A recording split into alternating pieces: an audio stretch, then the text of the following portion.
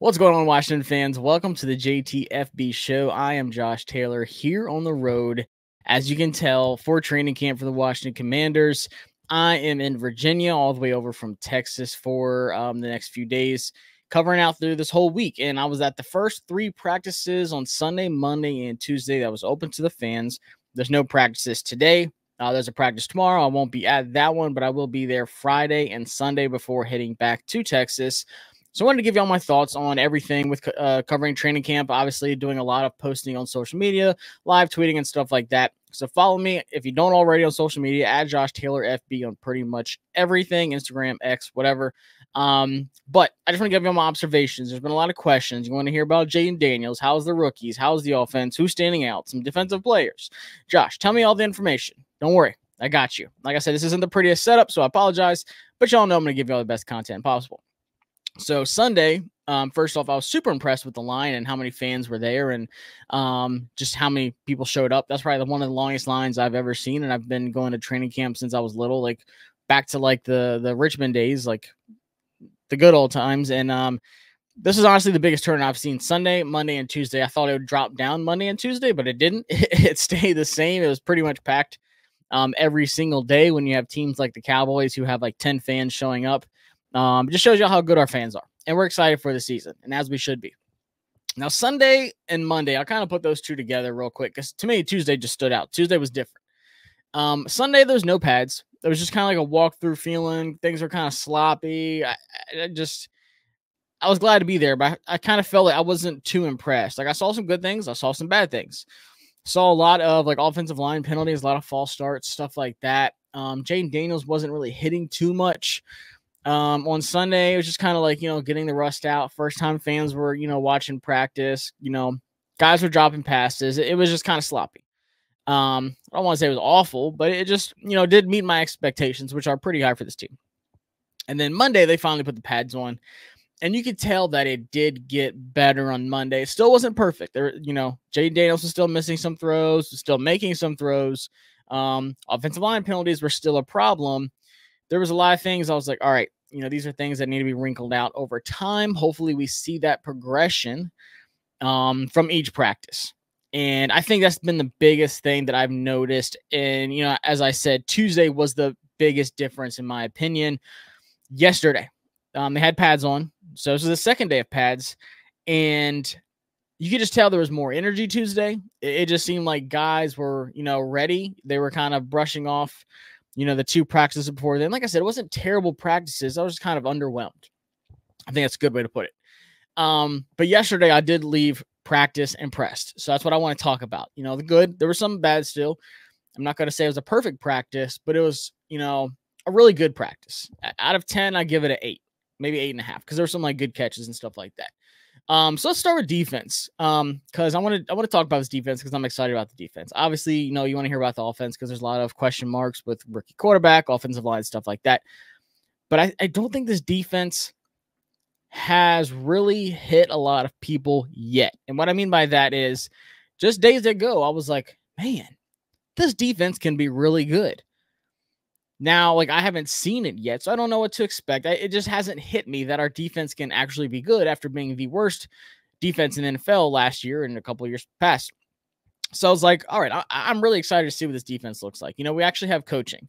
We actually, I think that's something that got swept under the rug is how much the team was just ignored the last 2 seasons, especially last year, not, finishing the season without a defensive coordinator, just not having any leadership, not having any direction on the field. And then you bring over the coaching staff, you bring over the players that can bring both of those things. And I think it makes a load of difference. And then you bring over a lot of vets and you add some exciting rookies. So let's start there. I want to start with rookies. The one guy that has really stood out to me is Mikey Sainristil. That guy has the potential to be the best player in this draft class for us.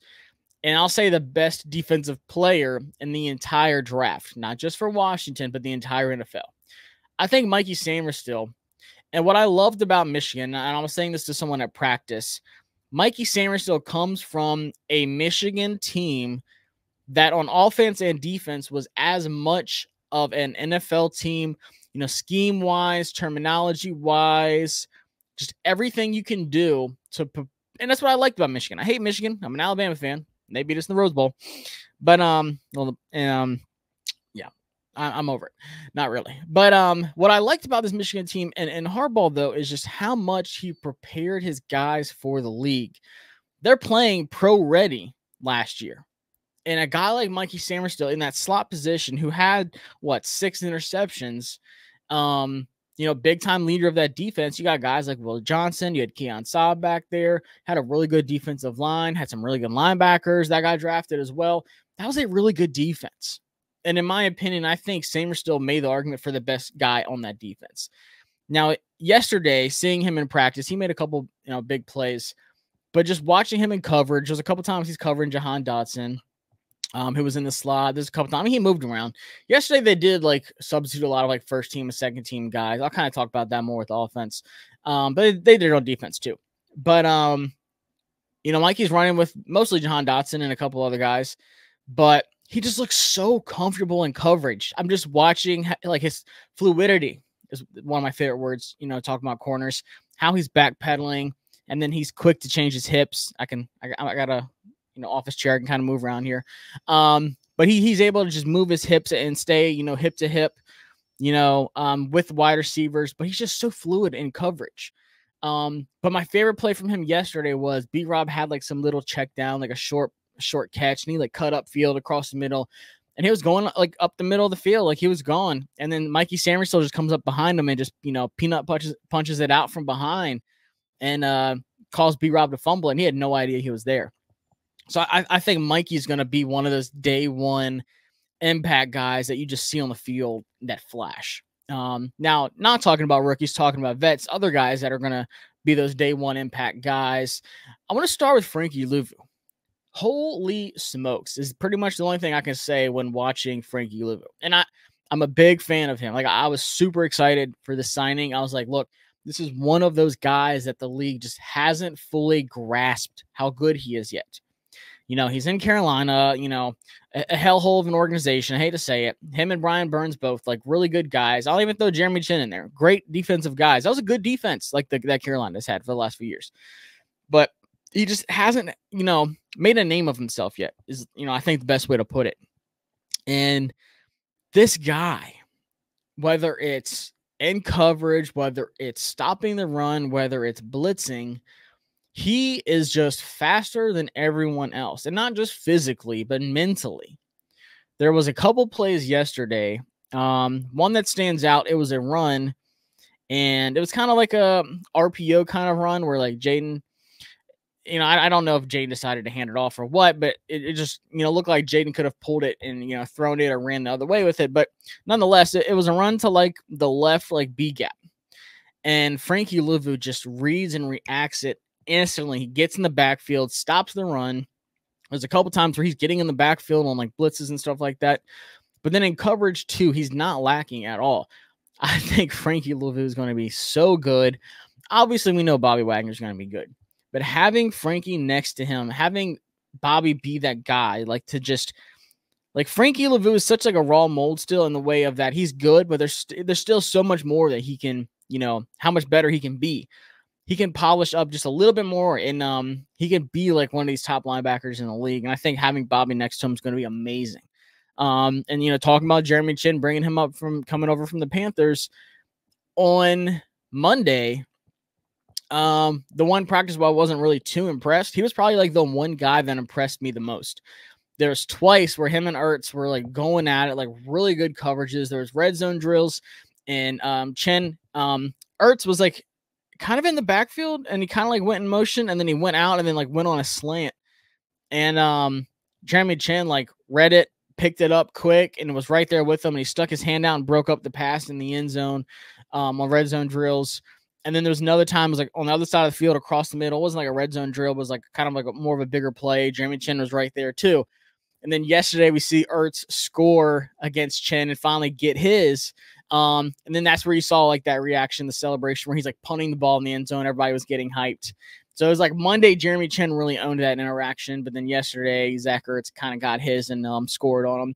But if Chin can stay healthy, I think he is a big time playmaker. And then I'm going to do this knowing what Coach Witt said, not too long ago when he said, y'all don't ask me who's going to start because we've got more than 11 guys we're going to roll out there. And I 1,000,000% agree with him. And I believe every word he says. When I'm looking at the two primary safeties, though, on this defense, from what we've seen in practice so far, and then just, talent-wise, I think Jeremy Chinn's going to be the primary starter. I'm not going to say like the starter. He's going to be the primary lead role guy. I won't even say starter. The primary lead guy at strong safety. And then Quan Martin is going to be the guy at free safety. Now, Quan Martin had a play yesterday. Jaden Daniels was throwing a deep left pass to Terry, and he just overthrew him just a little bit. But Quan was there. Quan picked it up. There was no miscommunication. Like, he saw Terry coming across the top. He picked it up. He was on it. It was great coverage. So Quan's looked good too. And then Dan Quinn goes out of his way and says during his press conference that he believes that Quan Martin can be the best tackler on this team. That's big. First off, coming from Dan Quinn, who knows he has Bobby Wagner, who knows he has Frankie Lavu, John Allen, Ron Payne, has all these guys. He takes the time to say Quan Martin can be the best tackler on this team. And you really want that out of a free safety. It's just you and one guy. Sometimes you're going to be playing single high coverage. You got to be able to cover sideline to sideline, but you have to be able to stop the big dynamic plays that has killed Washington for so many years. You got to be able to wrap people up.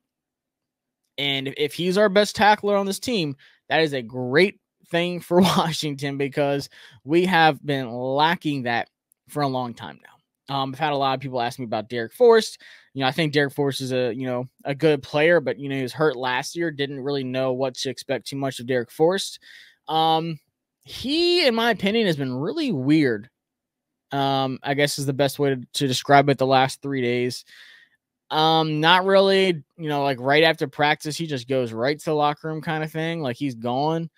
But he's been running with like the third team. Like it's just him and Percy. Like it doesn't look good. I think he makes the team, but I was talking about like primary safeties and stuff like that. I think Quan and Chin are miles ahead of any other safety we have. And I think Dom Hampton could make his way up the chart. I think Tyler Owens, he had an interception on Monday, I believe, showing his athleticism, undrafted free agent out of Texas Tech, one of the most athletic safeties that have tested ever, at the combine. And in all honesty, it would not surprise me if Tyler Owens and Dom Hampton made it over Percy or Forrest. It would not surprise me at all. I want to see more of Tyler Owens, even though he has that ugly number 40. He needs to change that up. But he showed me a lot. Like it was a tip pass. He was fighting for it, like falling to the ground, catching it. Showed great hands, great athleticism. That's just something you can't teach. You either got that athleticism or you don't. And Tyler Owens has it. Speaking of the defense, Jerzon Newton got some first team. Well, not first team, but his first team reps. I think it was with a third team yesterday. Just kind of ramping things up. This is his first time he's been doing individual drills, but his first time really doing team drills. And him just talking about how he's learning from John Allen, learning from Ron Payne and all those other guys in the room. I think he's going to be awesome. I think Johnny Newton's going to be one of my favorite players from this draft class, which is really hard to say with, number 2 overall franchise quarterback that I think is going to change things for us in a very drastic way. I just love the way that Johnny Newton plays football. That's my kind of guy. That's the kind of guy that gets me hyped to sit down and watch hours of film endlessly and writing, scouting a report. I'm like, holy smokes, this guy is passionate about what he does. This guy gets football. This guy dominates anyone that is in front of him. You could put Jason Kelsey at center, and I would pick Johnny Newton because of how passionate he is and how much he fights. Like, he does not care. That is such a good football player. I will die on the Jerzon Newton hill. Johnny Newton, Jerzon Newton, whatever. That dude's a stud. So that's what I'm really looking forward to on Friday and Sunday, is seeing him ramp up a little bit more. So we've seen the team start to ramp up. Every day has gotten better. That's huge. That goes miles for me. That is exactly what I wanted to see. That was one of the things I tweeted out. Like, I saw progression out of this team. I saw progression out of Jaden Daniels every single day. And now he's getting weaved into it, and he's going to start doing his own thing, and he's going to start progressing every single day. So I'm on Johnny Newton watch on Friday and Sunday. Who else? John Allen's been popping off. Deron Payne looks amazing. Dante Fowler's actually had a lot of big plays that kind of popped, some sacks, and then he blew up this one run play quick yesterday. Same with Dorrance Armstrong. Like, defense looks legit. Forbes looks good. Forbes looks bigger. St. Juste didn't do team drills yesterday. They really haven't said why. I don't know if he's hurt or what.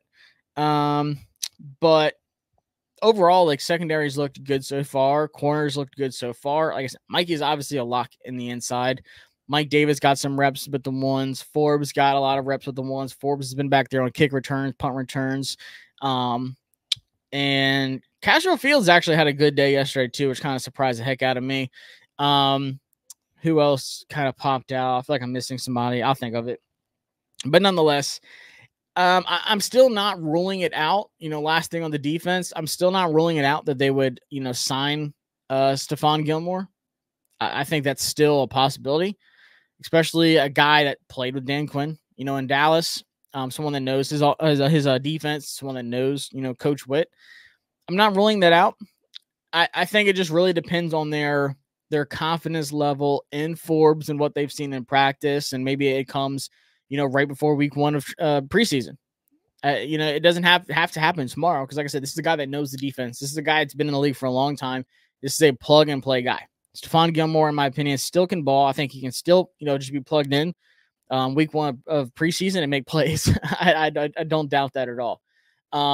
So for me, it just comes down to Dan Quinn's confidence in Forbes and St. Juste, and then also Davis, because you just don't want to be in a position where if one of these guys gets hurt, you're like, all right, we're screwed.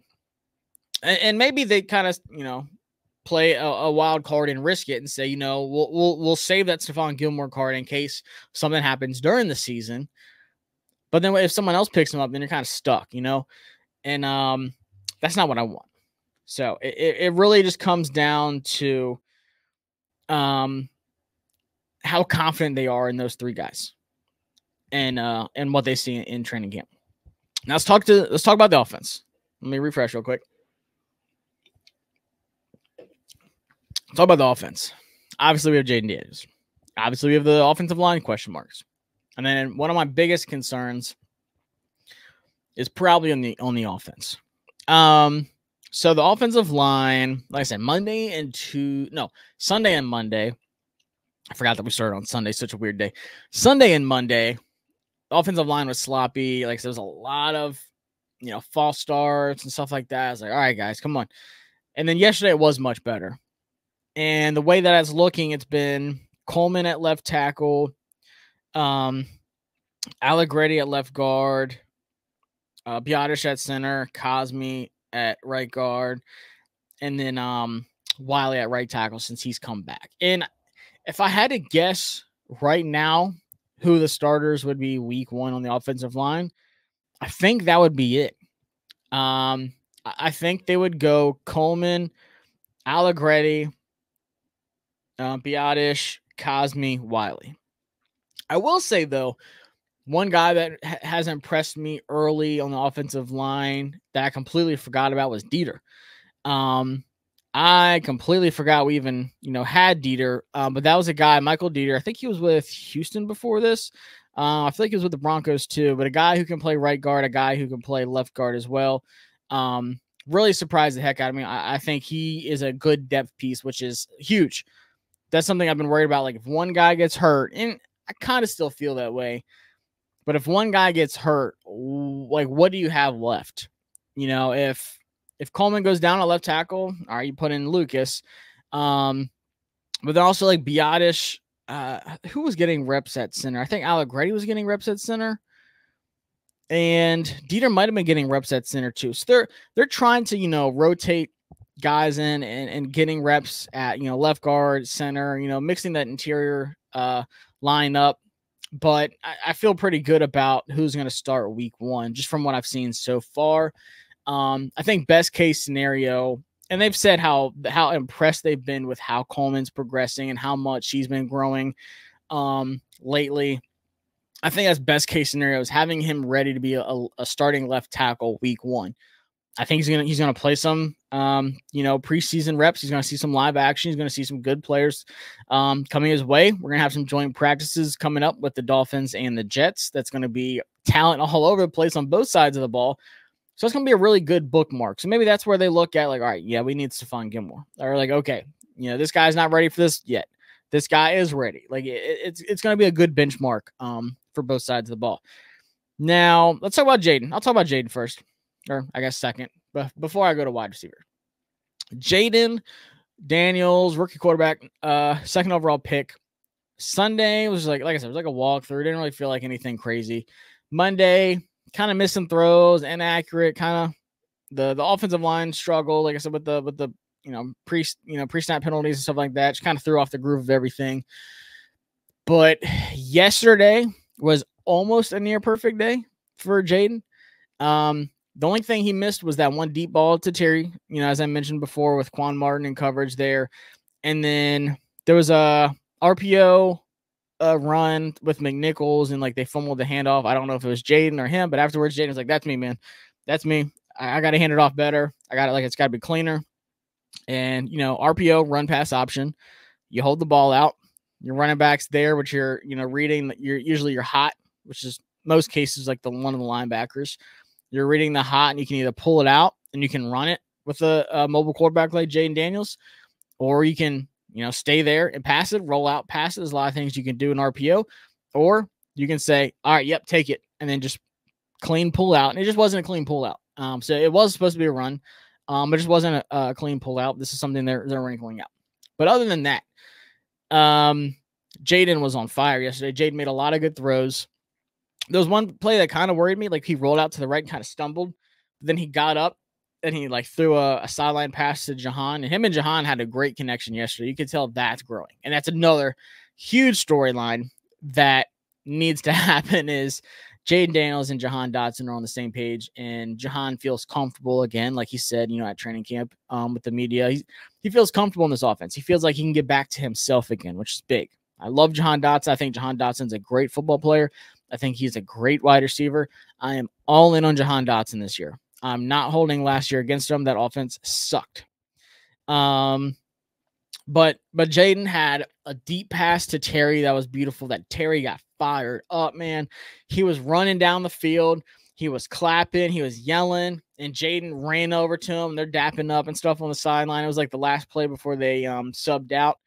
But there was one thing that Jaden did that I loved even more than a beautiful, deep touchdown to Terry that got everyone hype. My favorite play from Jaden, they were at like the back 20, and he threw like a little short route to the left to Terry. Terry caught it, and he gained like 10 yards. Like he got to like the 40 or something like that. Like it was a good game. But it was their last play of that drill. And Terry is running to the sideline. And he's like, 30, 40 yards down the field. And Jaden literally starts running to him. Like, not like, but he's like actually running over to him as they're subbing out. And he starts talking to him. And you can tell like they're talking with their hands, like talking about like routes and stuff. Just getting feedback. Like he said, okay, like Terry, like what can I do better? Like what did you see? And then same thing, Terry's like, okay, like, when I run this kind of route, what are you looking for? What are you kind of expecting? What could we have done better? But it was just like as soon as the play was over, Jaden ran over to him and they started talking and they got to the sideline. Second team went out there. They're still communicating. They're still talking. Jahan Dotson's there with him too. Austin Eckler was over there too. And they're just communicating. So the fact that Jaden Daniels like already is just like, all right, these are big practice reps. And he's building this rapport with his wide receiver, his best wide receiver. And Terry McLaurin, that's big. Like just knowing to go to the sideline and talk about it, not just being like, all right, coaches, what did y'all see? They're doing their own thing too. Obviously, they're getting coached up. Obviously, Cliff's in their ear. Coach Pritt's in the ear. David Blau's in their ear talking. They got a lot. Brian Johnson, there's a lot of people coaching wise. But player to player, like just going out of your way and saying like, all right, what should we have done different? What was good? What was bad? Let's talk about it. That impressed the heck out of me. Like I love seeing that. Now like I said, he also hit Jahan on a lot of good throws. There's 2 like really nice sideline throws. The team just posted one of them. Probably like, I don't know, 15, 20-yard gains for both of them. But Jahan Dotson ran a good route, ran to the outside sideline. I think one of them, maybe both of them, Jaden Daniels like rolled out as like a play action, roll out to the right, and just threw a dart. Like put it to only Jahan could get it. He just high pointed it, got both feet, and it was a great play. That's what I love to see. So him and Jahan definitely were in rhythm yesterday. What else? Oh yeah, my one concern with wide receivers is I want somebody else to step up. And I'm not gonna talk about Ayuk. I'm not gonna talk about all that. Terry and Jahan. Outside of them two, I think the best receiving threats we have is Austin Eckler, because he's a heck of a receiving back. I think Zach Ertz has slept on.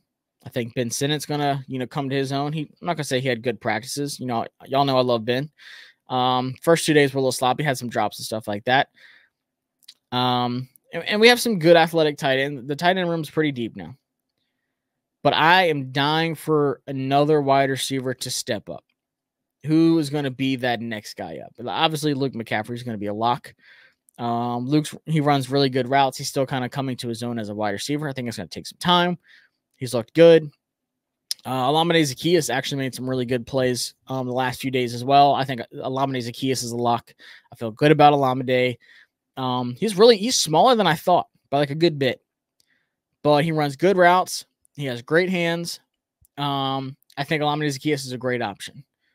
Now, this morning we re-signed Byron Pringle, and I think that's a good move.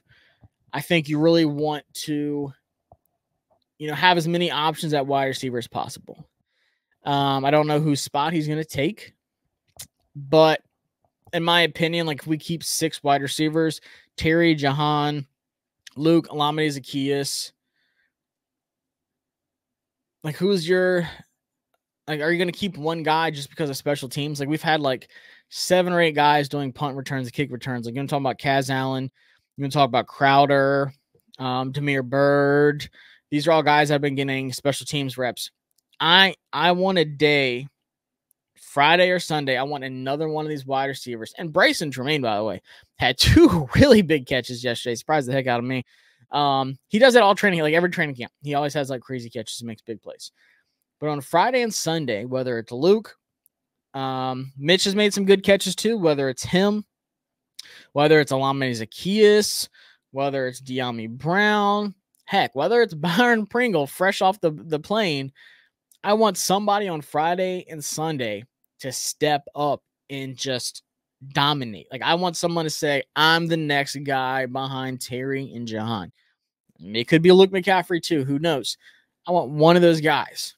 That is my biggest thing to watch coming forward on offenses. Who on at wide receiver? Because think about this. God forbid something happens to Jahan or Terry. What does that wide receiver room look like? Not that good. You're going to have a couple one-trick pony guys out there. You're going to have like 2 options you feel comfortable about. And then after that, you're like, holy smokes, good luck to us. We're going to put a lot of 2 tight end sets out there with Sinnott or Cole Turner or Bates, Armani Rogers, Zach Ertz, and then Austin Eckler. You're going to be catching a lot of balls, which I think he'll do anyways. But nonetheless, it's been a good practice. Hopefully I covered just about everything. Austin Eckler's looked good. B-Rob's looked good. Oh, yeah. Running back room real quick. I really like Michael Wiley as the 3rd guy. I think Michael Wiley has game. If I had to pick my running back 3, it would be Michael Wiley. We saw him make some good catches. I've seen him make some good runs. He hasn't been doing any kickoff returns or anything like that, but he's been, making some really good runs, and he made a couple really good catches. I just like his juice. I like his shiftiness. I think him learning from Austin Eckler would be amazing. We have a deep, we got a lot of options at running back as well. So, I have had fun at camp. We got 2 more to go. Friday and Sunday is going to be a lot of fun. Hope y'all enjoyed. If you have any more questions, drop it in the comment. Hit that like button. Hit subscribe. And I will be back here, whether it's probably right when I get back home in Texas before I get going full-time on this job starting on next Monday, full-time football scout. Shout out to me. But I'll drop another video just kind of giving my thoughts and reactions to Friday and Sunday, just kind of ending practice, open practice to the fans for training camp. But like I said, drop anything in the comments if you have any questions or anything like that. Hopefully I covered everything. I don't have any notes or anything, so this is all top of my head in my mom's work office. So see y'all next time. I'm Josh Taylor. Take care.